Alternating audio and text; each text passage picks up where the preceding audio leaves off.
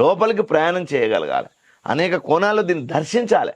మనది దర్శనం, ఇది ఎస్. చెప్పేది కాదు, ఇది మాటలు కావు, ఇవి మాటల మూటలు కావు, ఇది చూడాల్సినటువంటి లోతుకు తరచి చూడాల్సినటువంటి అంశం ఇది.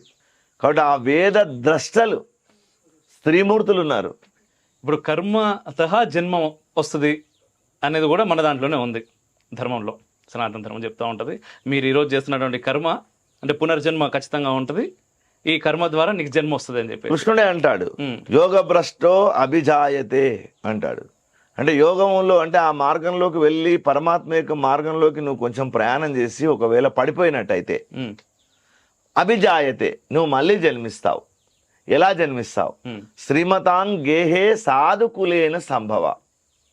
నీవు ఎక్కడైనా సాధువుల ఇంట్లో కానీ, శ్రీమంతుల ఇంట్లో అంటే డబ్బు గలవాలి అని అర్థం కాదు, జ్ఞాన సంబంధమైనటువంటి శ్రీమంతం ఎవరి దగ్గర ఉంటుందో, ఆ స్త్రీతత్వాన్ని ఎవడికి అర్థం చేసుకొని ఉంటాడు, వాడి దగ్గర నీ జన్మించి నువ్వు మళ్ళీ పరిపూర్ణం చేసుకుంటావని కృష్ణుడే నీకు చెప్పాడు.